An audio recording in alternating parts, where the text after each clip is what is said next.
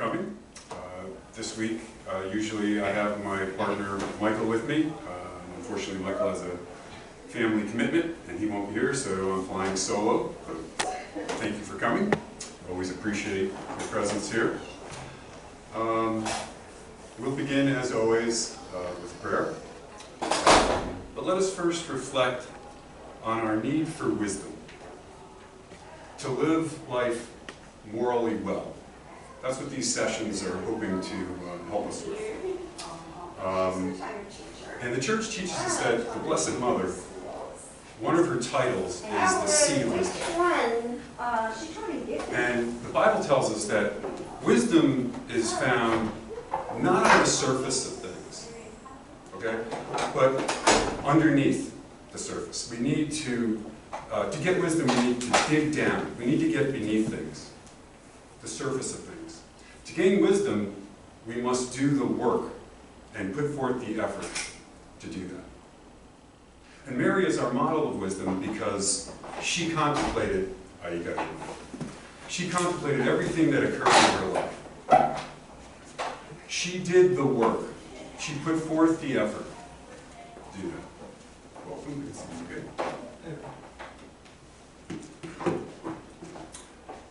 And she got beneath the things in her life. She contemplated the things in her life in such a way that led her to God. And if we listen to our Blessed Mother, she inevitably leads us to our Lord. So with this in mind, let us pray. Hail Mary, full of grace, the Lord is with thee. Blessed art thou among women, and blessed is the fruit of thy womb, Jesus. Holy Mary, Mother of God, pray for us sinners, now and at the hour of our death. Okay. We'll begin, as we usually do, with a quick review. Right? So what we've done so far, this is our fifth in a series of 6 sessions. We have started out, we talked about human freedom and how we use it, the different ways we can use it, some better than others. We talked about the different types of goods that we choose. Right? Whenever we're in a moral situation, whenever we're trying to make a moral decision, we always choose what we perceive as something that's good. And we choose that because we believe that that perceived good is going to bring us some type of happiness. And we talked about the different types of happiness. The more base happiness, like physical pleasure, on a psychological level, feeling good about ourselves. Going higher, we start realizing we have to go out to others, because in order to fulfill ourselves, we need to reach out to others and be doing things with others. But we also realize that all those forms of happiness can come to an end. And in fact, they do come to an end. And we're searching for a happiness in our lives that doesn't end, that totally fulfills us. And we realize, as Jesus talked with the young man, as we started out with, that the only place we can find that happiness that doesn't end, that can't be taken away by anything in this world, is with God. That's the highest level of happiness, the highest good that we can attain. It's what we're searching for, it's what will ultimately fulfill us. Okay? So that's kind of the broad framework. And then last week, we talked about virtues and vices, right? The different types of habits that we form through repetitive actions. Good habits, virtues, they lead us towards God. Vices, bad habits, lead us away from God. And the effect that has on our overall moral life. Okay? So all of what we've discussed thus far is really talking about making good choices, making choices. How do we do that? What we're going to look at today is kind of from a different angle. We're going to look at how do we evaluate those choices?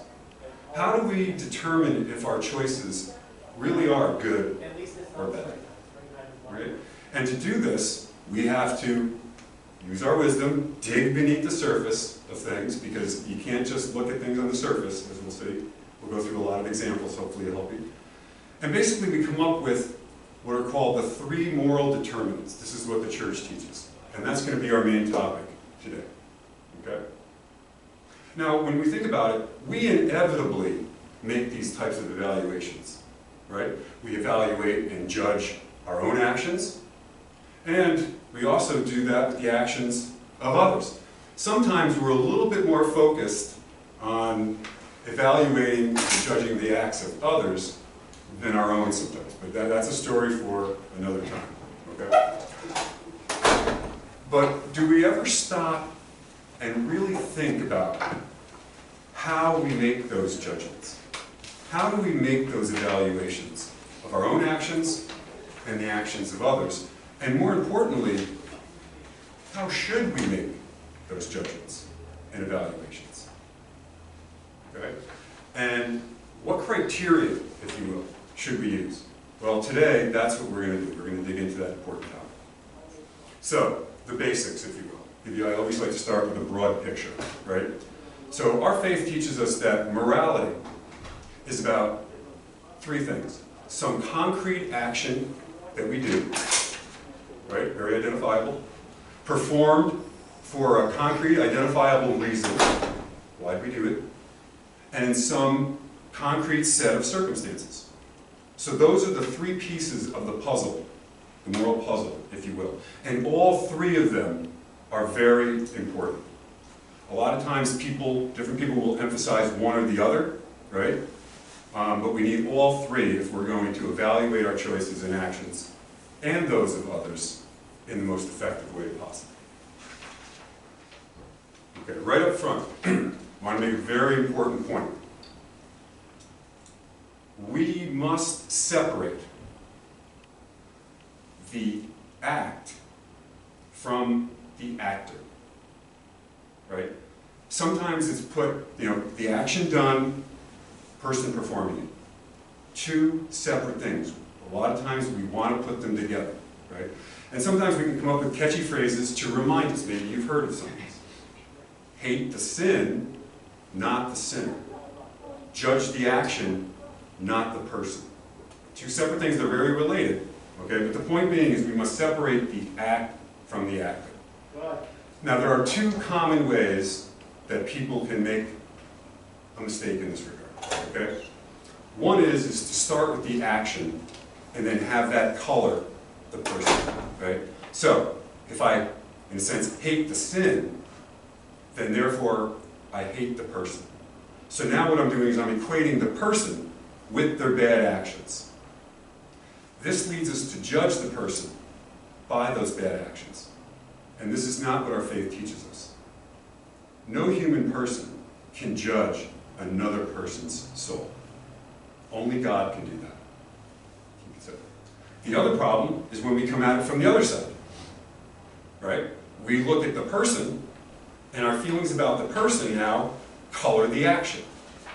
I love the person, so therefore I have to accept their sin. Well, the idea is that since we love the person, we need to consider good, or even celebrate, but at least accept whatever actions they choose. This is also not what our church teaches us. So if both of these approaches are wrong, what should we do? The church teaches us that we should judge actions, but not persons. We cannot judge a person's soul, a person's eternal destiny. Only God can do it. And that's so important to keep in mind. But on the other hand, we are called to judge actions. Now sometimes we hear, oh, we shouldn't be judgmental. Well, yes, but you need to clarify that. We cannot judge a person, but we can judge actions. And in fact, we're morally obligated to judge actions. Okay, we can't. It's inevitable. So there's two pieces of the puzzle: the moral quality of the act itself and the moral responsibility on the part of the person doing it. Okay? It's just very important because a lot of times we get these things confused. Bring it together. Sometimes the moral responsibility, the technical term there is culpability. Okay? You may have heard that. So that's an assessment of the moral responsibility of the person performing the act. Whereas the moral quality is the act itself. Okay? It's a technical thing, but it's very important because we get that very confused. Moral responsibility is a separate and distinct question from the moral quality of the act itself. The moral responsibility, we talk about how praiseworthy a person is or how blameworthy they are for their actions. Okay? All right. So, our efforts today are going to focus primarily on how we determine the moral quality of the act. That's what we're going to talk about most. I'm going to touch on at the end a little bit about moral responsibility and culpability and how that gets determined and the influences on it. But for our 3 points over here, we talked about the concrete act for an identifiable reason in a set of concrete circumstances. Okay?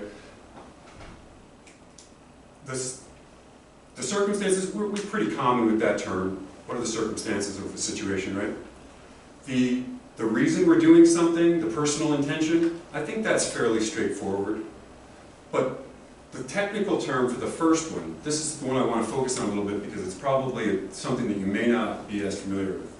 And that's called the moral object. Okay?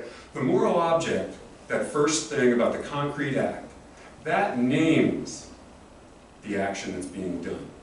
It names specifically what the person did. I like to refer to this as the qualified physical act. And I think that'll become clearer when we get into the examples. Okay? But the moral object is a little bit more different and complicated, something maybe you haven't heard before. The personal intention, right? That answers the question why the person did what they did, right? The identifiable reason or motive behind the act. Make sense? A couple quick points on your sheet there. Good intentions cannot justify a morally evil act. Very important. Sometimes we think, oh, you know, I'm doing it for such a good reason. Okay, that's good, but not good enough. We can make moral judgments about actions without judging the heart of the person performing them. Only God can judge the human heart. And then the circumstances. We must look at the concrete circumstances that an action is performed in order to really understand from a moral standpoint what's going on.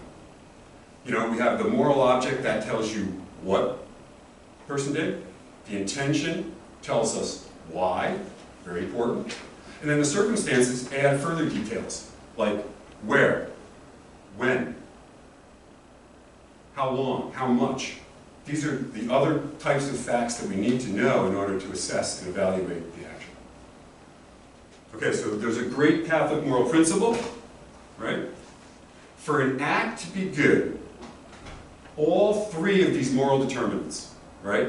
The moral object, what they did, the intention has to be good, why you did it, and then the circumstances surrounding the act also have to be good. All three have to be good in order for the act to be good. If any one of them is bad, then the overall act becomes bad. Okay, so just keep that in mind as we go through our examples.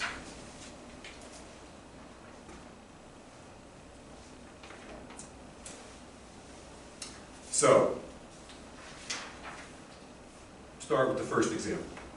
Almsgiving, right? Every Lent, we hear about almsgiving. Almsgiving is one of the three principal themes of Lent, right? And what is almsgiving? Well, basically, it's giving your time and treasure to someone in genuine need. Okay. For instance, you may give a significant amount of money to a charity. Great. That is a very good act, right? But to properly understand or name that act, we need to use our wisdom, right? Dig down beneath the surface a little bit and ask some questions. One being, for instance, why did you give the gift, this generous gift of charity? Why did you do it? So let's look at it from three different perspectives with the personal intention, right? Ideally, we give to charity for what is called a pure intention, right? What's a pure intention in this case? Well, you genuinely want to help the poor, right? That makes sense. But a pure intention would be that it's not a mixed intention. Mixed intentions are what we typically do. As human beings, we do things for multiple reasons. So we have different intentions, right? But the ideal is that you do the right thing for the pure right reason. So in this case, you genuinely just want to help the poor. That's it. Pure intention. Next level down, a mixed intention. You want to help the poor, okay? So you're crossing the bar, this is a good act, okay? It's a good intention. But you know what? You also know that, let's face it, when you do something good, you feel good, right? Is there anything wrong with that? No. Nope. You also may realize that you can get a tax write-off for that. It's a good-sized piece of chip, money that you're giving, you're going to get a tax write-off. That's good. Nice. Nothing wrong with that. You also know that people are going to see that because you're identified as a donor in this nice charity, and people are going to say, oh, Bob, he's a nice guy. Oh, I'm going to support his business, whatever that business is. Oh, I'll get a little goodwill here, increasing my business. That's good, right? Yeah. Once again, it's kind of a mixed intention, but they're generally good. Okay, so you're crossing the bar. What we have to realize is the third option, and that is a genuinely bad intention, right? Sometimes we generally think that, well, they're good. Everybody's good. Well, sometimes. What we have to realize is sometimes there's evil in the world, and people can act evilly, right? We as human beings have a great gift. We can act saintly, and we can act, well, the other thing, right? So there are times when people will genuinely not care about the poor. They may even hold the poor in contempt. But that will not stop them from making a charitable donation in which they can leverage for their own gain. That's just life, right? I mean, if you've lived long enough, you may have run into it. That would be described as a bad intention. And as a bad intention, that makes the overall act bad. That might be vainglory. It might be greed, right? But it's not alms giving. Right? So this is an example to highlight the importance. Once again, we have those three pieces of the puzzle. This highlights the importance of the personal intention. Okay? And how if any one of those three pieces are bad, then the overall act becomes bad. All right? Does that make sense? So let's look at the commandments. A little kind of almost like an examination of conscience, right? Make sense? Let's start with one. We shouldn't steal. Hopefully we're all in agreement with that. I'm a big fan of that, personally. Okay. Let's think about it, though. For there to be a theft, there must be a taking. Right? Being very simple here, I'm a slow person. I like to, one step at a time. Okay? But is every taking of something that doesn't belong to you, is that to be considered stealing? What exactly does it mean to steal?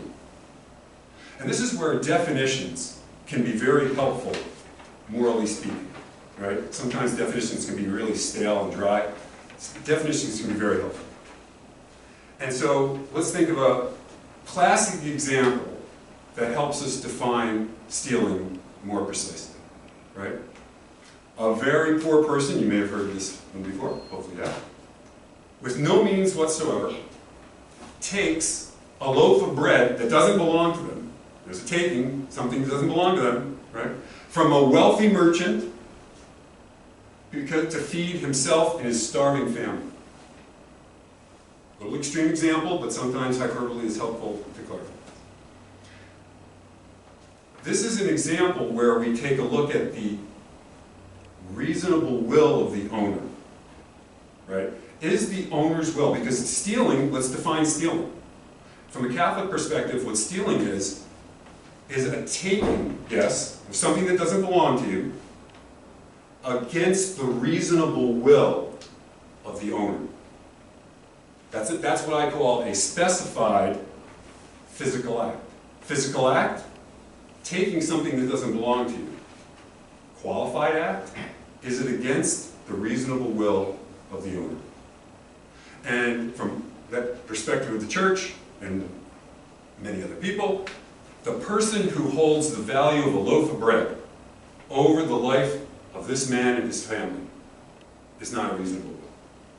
So that act, right, given those morally relevant circumstances and intention, such an act, such a taking, would not be considered stealing.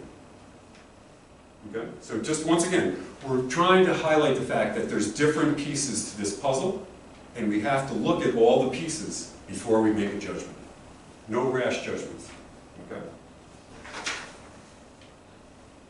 We shouldn't lie. That's another one I'm a big fan of. I certainly, well, sometimes I might lie, but I certainly don't want other people to lie. Okay. For there to be a lie, there must be a telling of an untruth. Yes? Makes sense? Once again, start slow. But is every telling of an untruth to be considered a lie? What exactly does it mean to tell a lie? You know, think about that. Okay. Classic example, I love classic examples, always using classic examples. Another classic example, use your imagination. You're back in World War II. You're living in Poland. Probably not an ideal place to live at that point, but you know. And a Nazi SS officer comes up and knocks on your door. And he asks, do you know the whereabouts of any Jewish people? Are you harboring any Jewish people? And you very confidently say, no. Now in reality, you have a whole family of Jewish people hiding in the fruit cellar in your backyard. It's very cleverly concealed. They've already searched the place. They haven't found anybody. And so they come up to you and then they're starting to intimidate you and they're trying to get you to break. And you still confidently say, no. This is an untruth. You have told an untruth. But is it a lie? No. Why? Well, let's qualify our physical act. Physically, you've told an untruth.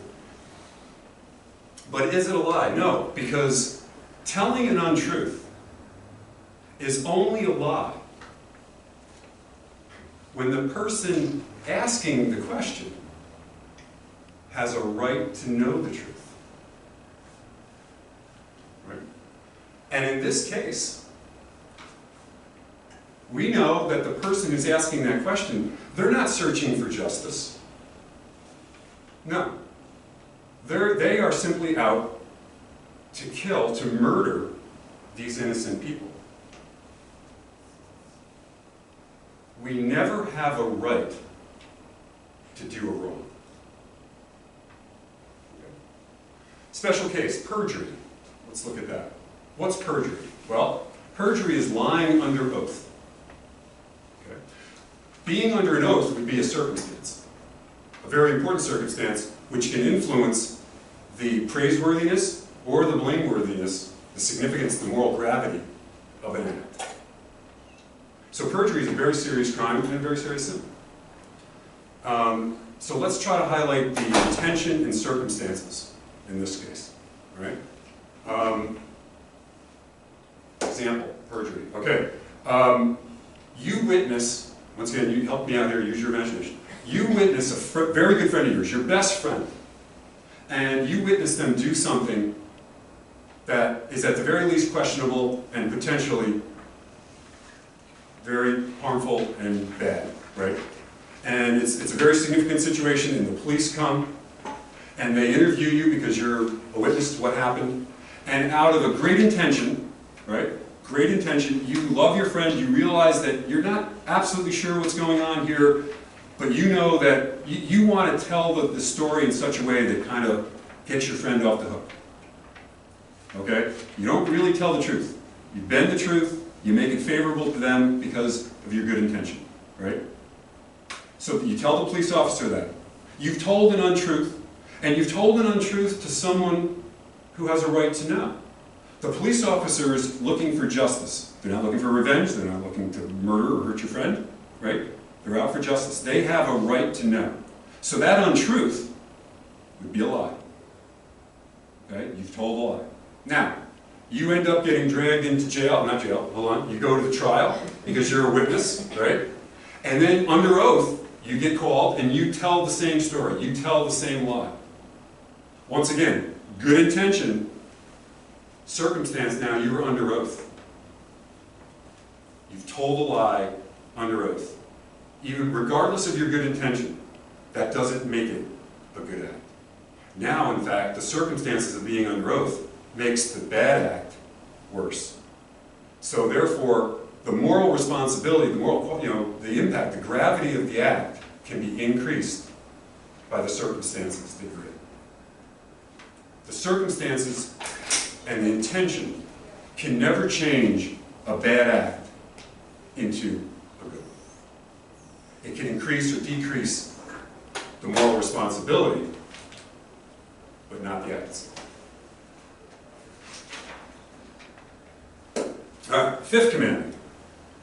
Another one that I'm in favor of. We shouldn't kill. Thou shalt not kill. All right?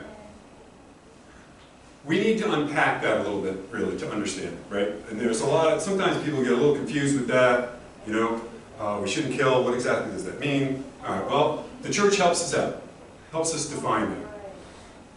Properly understood, the fifth commandment, thou shalt not kill, prohibits all unjust use of force on an innocent or helpless human being.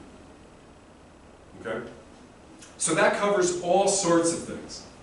All sorts of assaults, all sorts of maltreatment, okay? But let's just look at murder, for instance, okay? In order for there to be a murder, once again, there has to be what? A killing. But is every killing of a person by another person to be considered murder?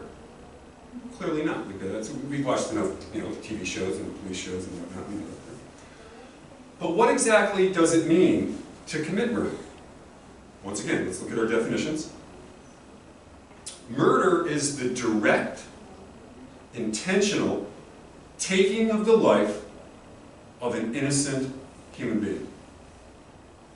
So in order for there to be, the killing has to be intentional, and the person being killed has to be innocent. Very, very important to remember this, okay? So if you just start with the physical act, remember I said the moral object is a qualified physical act. So if you just start with the physical act, what do you have? Let's just say we have the pulling of the trigger of a gun, bullet goes out, kills the person. That's the physical act, right? Well, but to determine what the moral object, what really happened here, there's the physical reality, but what really happened? We have to dig down, use our wisdom, get beneath things, ask some questions, right? In one circumstance, use my imagination, okay, you have a person, someone coming in with a gun to a 7-Eleven, this never happens, and they try to stick up the 7-Eleven. The owner resists a little bit, and the person, out of fear, of fright, whatever, just emotional, he shoots the guy and kills him, right? Pulls the gun, trigger, bullet goes out, kills the person. We can make some assumptions here because, you gotta always do some investigation, but that, to me, would be murder. Same situation. Guy comes into the 7-Eleven. The owner resists, but the owner's a little quicker this time. He takes out his own gun, shoots the guy after he'd already shot at him. What's that? Same physical act. Pulls the trigger, shoots the bullet, goes through and kills the person. That would be defined in most cases, once again we're making some assumptions, but that would be self-defense. Okay? Maybe the same scenario, same physical act is by a soldier at war. Once again, we don't define that as murder under more normal circumstances. So this is, a way of highlighting the circumstances and how the importance of the circumstances and intention in defining what the physical act actually is to help qualify that. Okay, one more. We'll do the sixth commandment. Now, a lot of people like to talk about the sixth commandment, but why not, right? The sixth commandment, thou shalt not commit adultery, covers a whole host of issues regarding their sexuality. We're going to limit it to just the physical act of sexual intercourse. right? Okay. This is one physical act, but can result in different moral objects, specified moral objects, depending on the circumstances, right? And the intentions. So, first, let me stress the importance of consent with regard to sexual activity. Our society still recognizes consent, generally speaking, and that's a good thing. But consent, good intentions, proper intentions by itself is not enough, right? Because we have those three pieces that we have to look at. You can't just look at one and say, we're good. No. So, let's look at a few different scenarios. And I apologize if they're touchy topics here, okay? If there's no mutual consent, well, that physical act then becomes something bad. It could be rape, it could be some sort of sexual abuse of some kind. It's a bad act. Second, there's mutual consent, great. But neither of the people are married. Well, then the moral object there would be defined as fornication. Same physical act, second qualified moral object. Third, we got mutual consent, great. And one or both of the people are married, but not to each other. Okay? What do we have there? Well, the moral object there would be the classic adultery. Thou shalt not commit adultery, right? So that's really only pointing to one of these three so far. Last, we have mutual consent, great. They're both married, and they're married to each other. Wow, great. The moral object there would be a beautiful expression of marital love. So, one physical act, if you will, something that's the same thing that happened, but depending on the intention and the circumstances, you have four very distinct moral objects, things, what actually happened, what was willed here, okay? So hopefully, these examples help you appreciate the importance of all three moral determinants and the need for us to look at all three in order to evaluate an action of ours or other people in a really effective way. So, we spend some time here, majority of our time. Let's just step over here and look at moral responsibility for a second. Moral responsibility, as we said, for an action, right, is a separate and distinct question from the moral quality of the act itself. And a couple of terms, okay? There's full moral responsibility, and there's what is called diminished moral responsibility. Right? We have this in law, civil law, as well as church law. Generally speaking, we are fully responsible for the actions that we take, done with sufficient knowledge and sufficient freedom. But there are a significant number of cases where we can have what's called diminished responsibility, where our knowledge may not have been sufficient, our freedom may not have been sufficient, right? So, what are some classic cases of this, right? Well, lack of knowledge, a certain degree of ignorance, right? It says the ignorance of the law is no excuse. Well, civilly speaking, but morally speaking, we cut you a little slack, okay? There are two different types of ignorance. There's what is called vincible ignorance. In other words, that's something that if we really put forth the effort, right? Wisdom requires effort, get beneath the surface, right? What we're saying is with vincible ignorance, if you put forth a reasonable amount of effort, you should have known. Invincible ignorance means that you were in such circumstances and involved in such an environment that you didn't either have the time or the ability or the resources to actually know. And invincible ignorance can diminish or even eliminate moral responsibility in a particular instance. So let's give you another classic case that's kind of related to this. Hunting example. You go hunting with your friend, right? It's a classic example, you probably heard it. And it's the morning fog, and it's morning out there, you're looking for bears, you're bear hunting, right? And the guy you're with is a good-sized man, okay? And you guys get separated, and you see some hustling and bustling in the bushes. You know your friend's out there somewhere, he's not with you. Do you just shoot? Ask questions later? No. That would be vincible ignorance, and you'd be in big trouble. Morally speaking and civilly speaking. Okay? What do you do when there's a doubt? When you seem to think like you may lack some knowledge? You put forth some effort. You try to resolve the doubt to the best of your ability. Now let's say you do everything possible somehow, whatever, and this is a judgment call. You do everything possible, and now you shoot, and unfortunately you hit your friend. Well, you may get off on something less than murder, okay? So the point is that you want to resolve the doubt, resolve your ignorance wherever possible. Another factor for diminished responsibility, fear. When we do things out of fear, that can diminish our moral responsibility. Duress, technical term, basically you're being forced. The classic example there, shotgun wedding, right? If somebody puts a gun to your head and says, you're getting married, okay? Fortunately, hopefully that doesn't happen too often anymore, but it has. That would not be a valid marriage, neither civilly nor sacramentally, under duress. Duress can once again diminish or even eliminate moral responsibility. And last week we talked about virtues and vices, right? A vice, a deeply ingrained habit of sin, can diminish to some degree your moral responsibility. Talk to your confessor. So these are things that can diminish, you know, and like we talked about with perjury, very similar. You know, the person had the good intention, right? And maybe that would diminish some of the moral responsibility. It won't stand up very well in the civil law court, but morally speaking, you might have some diminished responsibility. So that kind of gives you a sense, a little bit at least, for the moral responsibility. Okay, so we want to get into some discussion questions, but just as a quick review, we need wisdom to live our lives, our moral lives well. We're trying to give you some help, but you have to do the work. Okay? Morality is difficult. Hopefully nothing we say tries to imply that it's easy. Living morally is very difficult. We need the help of God's grace, the support of others, and a lot of our own effort. Okay?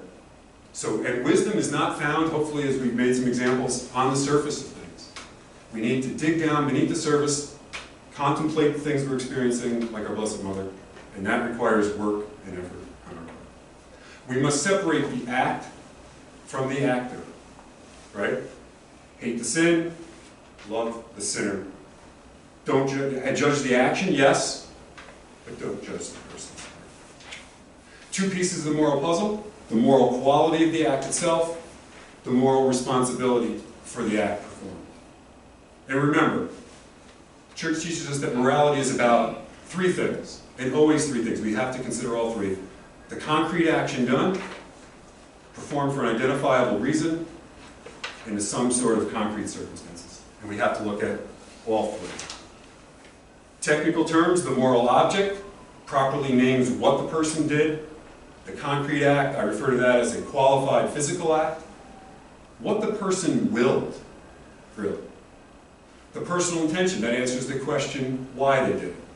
And remember, good intentions cannot justify a morally evil act, right? What's the old saying? The road to hell is paved with good intentions. Right? That's the point there. And we can make moral judgments about actions, but we can't judge a person's heart. Only God can judge a person's heart. Lastly, the circumstances. We have to look at all the circumstances to see, to gain knowledge about what actually happened so that we can properly name it. Circumstances give us the where, the when, how long, how much, etc. Circumstances can increase or decrease the moral goodness and moral responsibility of an act, as well as the blameworthiness of an act. But circumstances and intention cannot change a morally evil act into something that's good. Once again, the great Catholic moral principle: for an act to be good, all three of those pieces, all three of those moral determinants must be good. If any one of them is bad, the act is bad. Why do we need all three pieces? Because if we lack any one of them, we really haven't done the work. We haven't gained the wisdom to truly understand what's going on in a given situation, and therefore be able to judge it in the most reasonable and truly loving manner. Okay? All right, so that's it for our lecture type stuff. Now, what I'd like to do is, we have some discussion questions on your handout, okay? I'm flying solo here. Usually we have some helpers, so I'm not exactly positive of the best way if we want to break into groups or just do a large group thing. Okay, yeah, I figured with this limited number. All right, I'll just throw one out that's not on this, just to start. We're Americans, right? And Americans pride themselves on being very practical people. And so therefore, there is a moral approach which we are very susceptible to. What's that? That's called utilitarianism, right? What's utilitarianism? Well, if it works, it's good. Weigh the pros and cons, and if there's more pros, go with it. Now, if I was going to be buying a car, if I was going to be buying a washing machine, I don't know, if I was going to buy a house, you know, I mean, if I'm looking at it strictly from, let's just say, a commercial perspective, I think that's a reasonable approach. There's something to be said for a utilitarian outlook. Morally speaking, runs into some problems. Why? Well, think about it. Think of the justice, the scales of justice, right? Right? Classic thing. More good, it's good. More bad, it's bad. That sounds great. I like it. I'm a simple guy. Give me that, man. Bing, answer. Got the answer, right? But let's dig down. Let's use our wisdom. Dig down beneath the surface. And I'm going to ask you two questions. How easy is it to identify all the results of your action, right? Because the idea is you look at the action and you look at the results, also called the consequences, hence consequentialism, which is a term, and we say, ooh, in my opinion, we got more positive results than negative results. So, two questions. How confident are you that you can identify all the good results and bad results from your action? I don't know about you, but I'm just not that smart. I'm not that insightful, right? Second, not only do you have to identify all the results, positive and negative, you have to attach moral weight to them. Because inevitably there's going to be some good results from your action, there's going to be some bad results, you know? I mean, if I steal $100,000, there's a good result there. I got $100,000 and I'm a really smart guy, right? And I can get away with it, sort of thing. I'm putting that, I mean, that's up here, right? That's my assessment, subjective assessment. But is that, might I be wrong? So the problem with that is that we really can't assess all the pros and cons, all the good results and bad results of our actions. And more importantly, we can't assign the proper weight to them so that we can use our little scale that makes it so simple, but yet morality is not simple. Okay. So that's just one that I wanted to throw out there. So we can take a look at some of these. Small group discussions at the bottom of the handout. Read through them, and just, does anything jump out to anyone? I don't want to have some, you guys have some input here. Anything?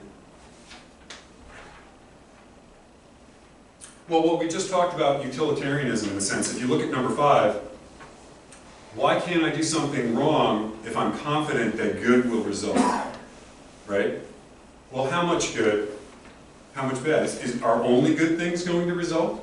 I mean, if you did something wrong, I mean, think about it. I don't think it should take you too long to think that, well, if I did something wrong, then there's probably something bad that's going to happen too, as well as the good, right? The perceived good, as we talked about in the past. That's a tough one, because what couldn't you justify? Think about it. What wrong couldn't you justify if you just looked to see if some good was going to come about. Amazingly, you could pretty much justify anything, right? Because some perceived good can come from even the most horrendous of things. Okay. I mean, this is a horrible example, and I hate to say it, but you know, if we were to, if our number one goal was finance, right? Money is very important today in our society. And if we were to apply that principle to all our decisions in healthcare, what would happen? 90% on average, they say, of the healthcare dollars that you take up in your life occur in the very end of your life. Huge percent. I don't know, I'm just throwing an average. A huge percent. If we were to apply just the financial and say, hey, we're getting a financial good here. We are saving money hand over fist. What's the wrong thing that we're doing? Well, you know, we're eliminating, well, you know, quite a number of people. But look at the money we're saving. Right? Be careful about that kind of moral reasoning. What else? What should I do? I don't have my glasses on. When I can't foresee the effects of my actions. Ooh, that's kind of like that hunting example, right? If you can't really, if you're thinking about doing something, it's like, wow, what are the effects? Because the effects are important, don't get me wrong, right? It's just not, they can't be the total determinant. What are the things that are going to happen? Well, we got to do the effort, right? There's that wisdom thing. We have to dig down, ask the questions, do the legwork, consult with some wise, morally good people. What do you think about this? What do you see? Right? Don't always try to do things on your own. We can't be morally good on our own. So, yes. What? I don't have something in general. I have something Sure, in particular that also relates to something in general that is going on in society right now, which you kind of alluded to, is promotion of assisted suicide for older people. Yep. My great-grandfather is like in his hundreds now, and he would consider himself in pretty much constant suffering, usually. Sure. And he always talks about how he's ready to die. He's ready to die. So how do we break down the morality of that when that person expresses their suffering and they want that suffering to end? Yep. Well, that is a great question. And because you don't even have to be old to want to suffer. Oh no! Pain knows no age. Pain knows no age. I assure you. I know that for a fact. That is a great question, and it's not an easy question. Once again, I never want to imply that morality is black and white, simple all the time. It's not. It's very complicated, and that question gets to the heart of a very, very difficult question. But let's unpack it a little bit. I'm not going to be able to answer it exhaustively, but let's take a look at it. One, pain management is very important. Once again, I'm no expert, but I have some experience and some knowledge in this area. A lot of the research says that people want to end their life prematurely out of fear of pain. Okay? So in other words, if we're able to manage the pain, that goes a long way towards changing their opinion. Second, people want to die because they're alone. They feel like they are alone, nobody's with them. So, two simple things. No, not simple. Sorry. Two big important things. Help manage their pain properly, and community. Be with them. Make them realize they are not alone. Those two things can go a long way. And what else were you saying? That they're ready to die. Well, being ready to die, in my opinion, can be a very good thing, right? And the way I interpret being ready to die means I'm at peace with God. And I'm at peace with others, which is also part of that process. To be able to make peace with those around you. Don't die in anger, don't die in broken relationships if possible. That's easier said than done, but that can go a long